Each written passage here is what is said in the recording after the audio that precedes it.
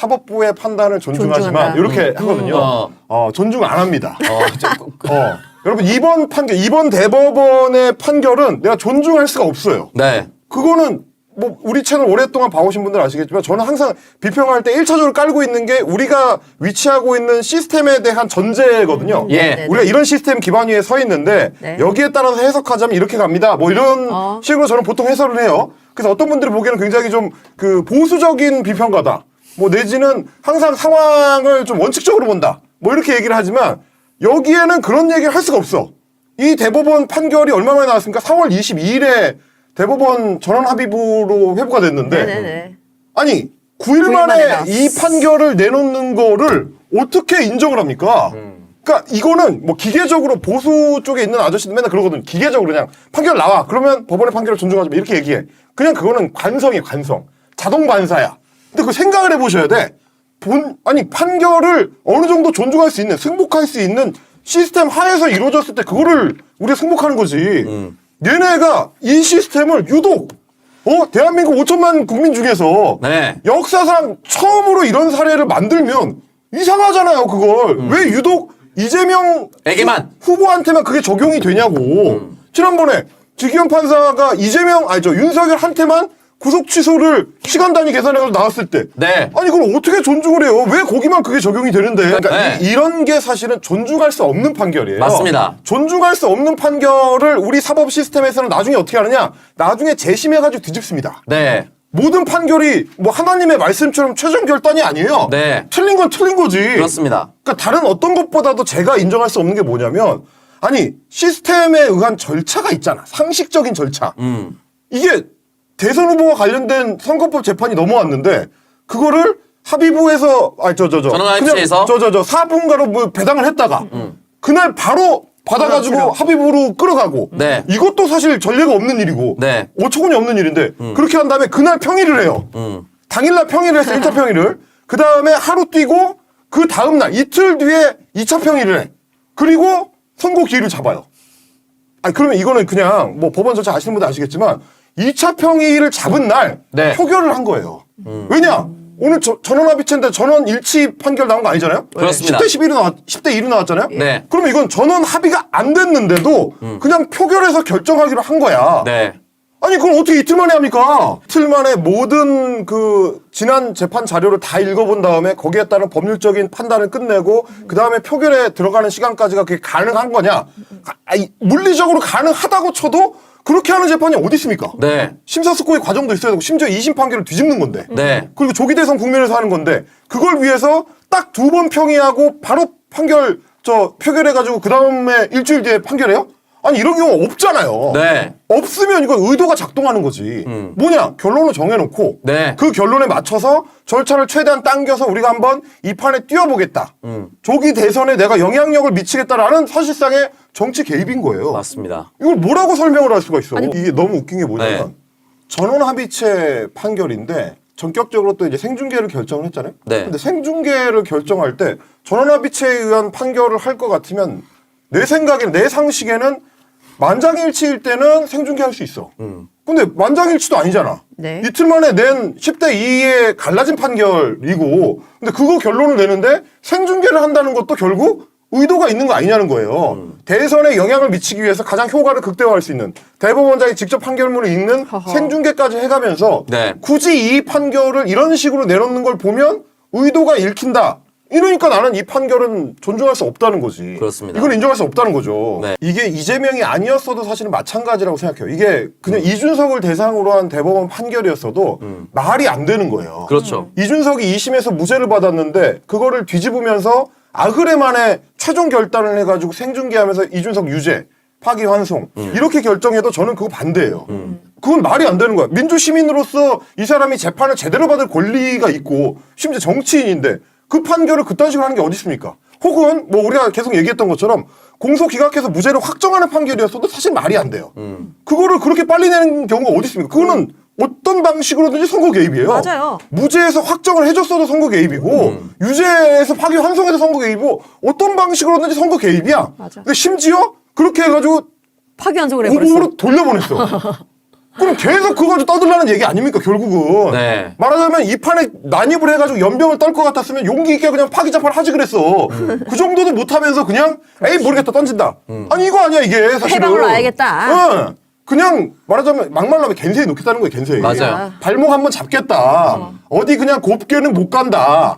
가더라도 그냥 얼굴에 똥 묻히고 가봐라. 사실 이런 의지가 아니면 이런 식으로 하는 경우는 나는 이해가 안 돼. 참담한 심정이. 저는 뭐 12월 3일에 내란이 발발한 이후부터 여러 번 이런 감정을 경험하게 되는데 내가 믿고 있던 그 우리 공화국 시스템이 그냥 농락을 당하는 기분이에요. 맞아요. 내란을 일으켰을 때도 그런 기분이었고 거기에 군인들이 저항을 안 하는 거에도 깊은 분노를 실망과 분노를 느꼈었고 거기에 그걸 막아서야 될 국회의원들이 내란 세력을 옹호하면서 거기에 합류하는 걸 보면서 또 분노를 느꼈고 심지어 관료 시스템 안에서 한국 관료는 그래도 그 정도 수준은 아니다라고 생각을 했었는데 한덕수 이하의 모든 고급 관료들 고시 통과한 그 고급 관료들이 다 내란 부역 세력으로 거기에 합류하는 걸 보면서 헌법재판관 지 맘대로 임명도 안 하고 뭐 무슨 특검을 올려도 그냥 다 거부하고 자기 대상으로 한 수사 방해하고 뭐 상설 특검에도 그거 그냥 임명도 안 하고 그냥 뭉개고 법안 무시하고 헌재에서 결정이 나와도 그냥 뭉개고 아니 이런 경우가 어디 있어요? 지금까지는 다른 시민들이 왜 니네가 떠드는 거를 다 들으면서 고분고분 이들이 봤을 때는 고분고분 소위 말하는 이제 법치주의에 따라서 행동을 했냐면 니네도 그걸 지킬 거라고 생각하니까 했잖아 우리가. 니네도 그걸 따를 거라고 생각하니까 구속영장 나오면 체포영장 나오면 그냥 들어가고 뭐 이렇게 아니 다 사회적 합의가 끝난 거 아니었냐? 네. 라고 생각했는데 야 그거를 끌어가던 놈들이 지네 마음대로 해. 확신을 안 하는 거야. 체포영장 갖고 와도 그냥 내가 들어가기 싫으면 그냥 사병들 이용해가지고 요 앞에 총칼 깔고, 들고 군인들 깔아가지고 깔고. 들어오지 마. 웃기는 소리 하지 마. 나 안 가. 이 연병 그냥 들어 누워. 그리고 자기가 봤을 때 그냥 괜찮은 것 같아. 그럼 구속 취소시켜 풀어줘. 내란법인데. 사형하고 무기징역밖에 없는데. 지금 뭐 몰입밥 정신 먹으러 다녀. 그냥 마음대로 하는 거야. 아니 뭐 최상목, 한덕수 이런 사람들 지금까지는 한국 사회에서 소위 존경받는 네. 그 신문에 맨날 그런 거 쓰잖아요. 저 사람 그런 사람 아니다. 네. 저 사람 그런 사람 아니다. 심지어 국회의원들 사이에서도 한덕수 그런 사람 아니다. 야, 근데 그런 인간들인 거야. 이 인간들이 우리 빼고 지네 마음대로 각자 개별적인 시스템을 갖고 있어요. 이 시스템을 존중을 안 해. 난장판을 만들어. 대법원장이 나와가지고 9일 만에 사건 결정을 해가지고 생중계하면서 야 이거 유죄야 이거 다시 해. 아니 이럴 거면 내가 왜 지켜 이거를. 그래 다시 돌아가는 거예요. 헌법재판소가 그 연병 떨고 있을 때 혹시 이거 인용 안 하는 거 아니야? 라고 불안감이 들 때 제가 말씀드렸던 그러면 국가 시스템은 그냥 깨버리는 수밖에 없는 거예요. 아니 니네도 안 지키는데 그걸 우리가 왜 수호를 합니까? 니네 마음대로 니네한테 제일 유리한 방식으로 그 시스템을 교란하고 그냥 해킹하고 지 좆대로 해석할 거 뭐 마음대로 조작할 거면 네. 내가 그걸 왜 지켜요? 나머지 5천민 국민이 그 시스템을 존중하고 지켜야 할 필요가 있어요? 대법원이 이딴 식으로 하는데 헌법재판소가 그 지네 마음대로 하고 한국 고위공직자들 국회의원들 지들 마음대로 하는데 나머지 국민들이 그걸 지킵니까? 왜 지켜요? 그러면 그냥 부수고 뭐 치공항으로 가는 수밖에 없는 거죠. 왜 이러는 걸까를 저는 처음부터 계속 이해가 안 됐거든요. 네. 이렇게까지 해야 될 이유가 뭘까?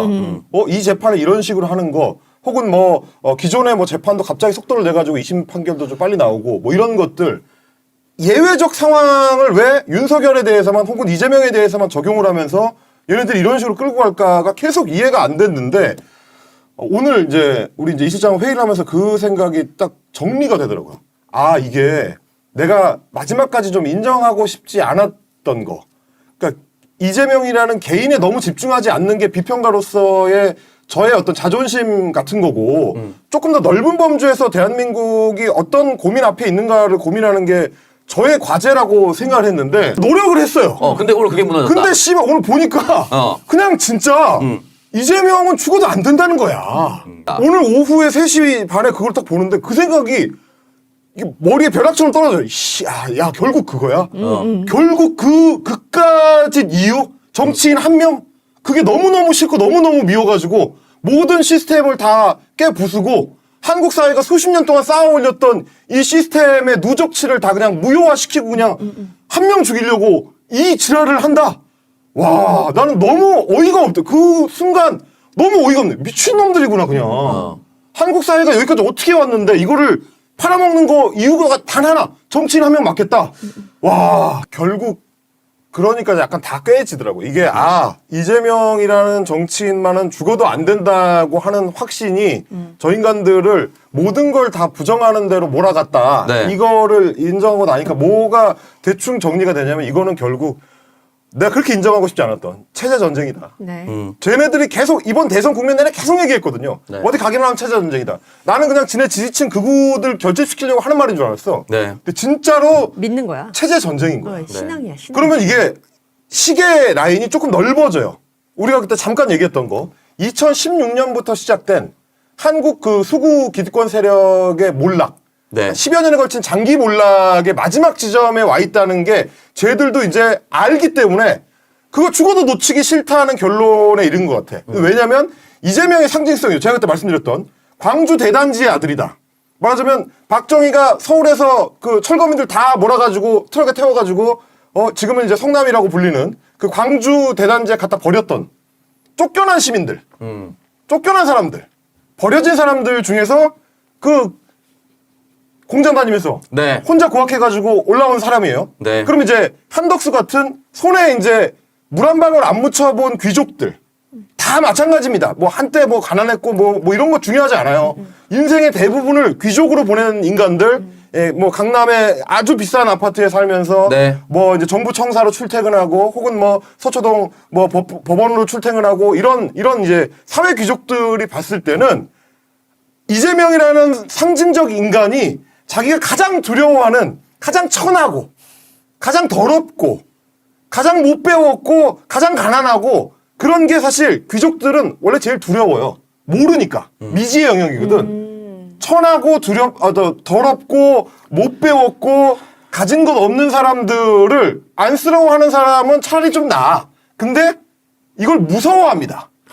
이 사람이 올라와서 나의 체제를 위협할까봐, 나를 무너뜨리고 내 걸 뺏어갈까봐 실제로 무서워하거든요. 근데 왜 이렇게 미워하는지를 결국 생각해보면 뭐 드럼통이니 뭐 형수한테 무슨 뭐 욕설을 했느니 뭐 우리를 죽인다느니 이런 얘기를 자꾸 갖다 붙이는 게 단순히 정치적 프로파간다가 아닌 거야. 진짜로 무서운 거예요. 맞아. 네. 바닥에서 올라온 저 천한 인간이 네. 우리를 학살하러 온다라고 진짜로 미니까 너무 무서우니까 이 체제를 지키기 위한 방법은 어떻게든 내가 뭐 법관으로서의 자존심, 뭐 무슨 정치인으로서의 뭐 자존심, 내가 쌓아왔던 관료로서의 어떤 지난 업적 다 필요 없어. 대한민국 시스템이고 나발이고 나를 죽이러 오는 저 천것을 잡을 수만 있으면, 저 멈춰 세울 수만 있으면 난 무슨 짓이든지 하겠다. 내가 오늘 그 판결을 보고 명확하게 느낀 게 딱 그거였어요. 아, 이건 처지전쟁이구나. 네. 2016년 이후로 도저히 선거로는 이길 수 없다는 거를 몇 번 확인하니까 안 되겠다. 쿠데타라도 일으켜서 죽이자. 엎어야 되는 거야. 뭐 심지어 목에 칼을 찔러 넣어가지고 죽이자. 이런 짓도 해보고. 야, 그럼 안 되겠네. 그러면 아무거나 다 걸어. 재판은 몇 개, 뭐 6개, 7개 막 다 해, 그냥. 뭐 건수가 되든지 안 되든지 그냥 무조건 걸어. 하나만 걸려라. 했는데 막 다 안 돼. 그러니까 그냥, 아, 씨발, 2심도 무죄야? 그러면 야, 갖고 와봐. 일주일 만에 내가 끝낸다. 대법원장이고 나발을 그냥 하는 거예요. 네. 결국 그 공포가 얘네를 여기까지 몰아온 것 같아. 오히려 뭐 더 강해질 거고요. 네. 잘못 건드렸다고 저는 생각을 해요. 이거를 이렇게 함으로써 오히려 아니 이재명 찍으려던 사람이 지금 뭐 2심으로 파기환송 돼가지고 한 6, 70일 걸릴 텐데 그 기간 동안에 마음이 바뀌어서 이제 안 되겠다. 한동훈이랑 찍어야겠다. 검사니까. 말도 안 되는 소리죠. 말도 안 되는 소리거든요. 네. 근데 얘네가 지금 뭔가 크게 착각하고 있는데 그렇게 한다고 해서 뭐가 바뀌는 게 아니에요. 네. 뭐 예를 들면 이런 생각을 할 거예요. 뭐 2심 내려갔다가 대법으로 다시 올라오려면 내가 해봤잖아요. 대법까지. 대법까지 재판 해봤잖아. 네. 파기환송 되잖아. 그러면 뭐 가서 이제 2심 절차 그런 거 중요하지 않아. 대법으로 어차피 상고를 할 거란 말이에요. 네. 상고할 때 상고하는 서류 접수하는 기간을 일단 일주일 줍니다. 그 피고인을 위하여서 이제 보장된 절차야. 네. 그리고 나서 그게 대법원에 접수가 되잖아. 그럼 대법원이 야 상고 이유서 제출해 라고 연락이 와요. 네. 나도 써봤습니다. 상고 이유서를 써서 20일 안에 제출하게 돼 있어요. 두 개만 합쳐도 27일이에요. 네. 근데 이 중간중간에 행정일이 아닌 날들이 있지. 토요일, 일요일 네. 있고. 그렇습니다. 빼고. 그리고 뭐 2심도 재판 진행을 해야 되고 2심도 아무리 빨리 해도 뭐 일단 공판 준비 기일 잡아야 되지. 공판 일 잡아야 되지. 그다음 선고 기일 잡아야 되지. 뭐 증인 출석해야 되고 막 이런 뭐 것도 있습니다. 어쩌고저쩌고 해. 네. 아무리 못해도 한 2주는 걸려. 네. 그냥 다 생략해. 그냥 고추 오늘 내일 뭐 이렇게 해도 3일은 있어요. 3일. 그러면 아무리 곧 죽어도 30일 이상이 걸립니다. 이건 불가능해. 네. 그래서 모두가 오늘 변호인 사람들이 다 얘기하는 게 도대체 씨발 왜 한 거냐. 그러니까 불가능한데 도대체 왜 하냐? 그러면 나는 생각 드는 게 뭐냐면 이건 체제 전쟁이기 때문에 조희대가 대법원장으로 있으면서 2심이 한 달 내에만 결론이 나오면 당선이 돼도 자기가 재판을 진행해가지고 끝내려고 하는 거 아니냐. 라는 의심을 할 수가 있는 이게 이제 그런 의심을 안 할 수가 없어요. 네. 상식적인 판단이 안 돼. 그러면 족갑니다. 이게 그럼 니네가 그러면 시스템을 파괴하고 맘대로 하겠다는 거잖아? 그러면 정권이 바뀐 순간부터 여러 장치들을 가동할 수가 있어요. 그렇습니다. 하다못해 어차피 거부권이 없는 상태에서 공직선거법을 바꾸든 대법원의 구성을 바꾸든 네. 뭐 대법원 법관 늘리면 돼. 막말로 탄핵하면 되지. 네. 시작되면 끝이야 사실. 이건 다 뭐예요? 왜냐하면 니네가 먼저 선을 넘었고 네. 니네가 이 시스템에 도전했잖아요. 우리가 같이 지키고 있던 시스템을 니네가 부수겠다고 마음대로 했잖아. 그럼 씨발 나도 마음대로 하는 거지. 우리도 마음대로 하는 거예요. 근데 뭐냐? 우리가 압도적인 다수거든. 네. 아니 어떻게 주권자한테 개기냐? 나는 이런 생각밖에 안 드는 거야. 돌았나? 헌법 1조부터 3조까지 4만까지 다 읽어봐. 뭐라고 적혀 있는지. 아니 주권이 어디서부터 나오는데 최종 투표 행위를 통해서 국민들이 승인을 하잖아요. 대통령이다 승인하면 끝이에요. 니들 어떻게 할 건데? 이 사람이 대통령이 될 건데 방법이 없어요. 방법이. 대통령이 되는 순간 국민 주권에 의해서 최종 판단이 끝납니다. 네. 네. 뭐 재판이 걸려있고 뭐 파기환송되고 다 알아. 아는데 내가 뽑겠다는데. 내가 뽑았어. 그럼 네가 어떻게 할 거야? 근데도 개겨? 그럼 용서 안 하는 거지. 그렇죠. 이렇게 되는 겁니다. 제일 명확한 얘기인 것 같아요. 예. 이미 대선이 돌입이 돼 있고 지금 민주당은 국민 경선을 거쳐가지고 후보를 뽑아놨잖아. 네. 근데 그 후보를 대법원들이 지네들 마음대로 이 사람은 자격이 없을 수도 있어요 이 지랄을 하고 있는 거야. 참고 한번 해보시던지. 오 그래 그러면 우리가 선거에서 투표해가지고 뽑을게 그러면 어떻게 뽑는지를 한번 봐봐요. 이게 누가 다수고 누가 주권자인지를 보여주는 수밖에 없는 거야. 약간 나는 시비 건다는 생각이 드는 거예요. 그렇죠. 지난 그 내란 때부터 이것들이 지금 미쳤나? 무슨 생각을 하는 건가? 국민 대다수가 어떤 의지를 갖고 있는지를 확인하는 게 관료들과 정치인들의 의무인데 지네 맘대로 생각을 하려고 그래. 이 사람들이 무슨 생각을 하는지 귀를 안 기울여요. 무슨 생각을 하고 무슨 발언을 하고 있는지를 안 들어. 그러면 쳐맞는 수밖에 없는 거예요.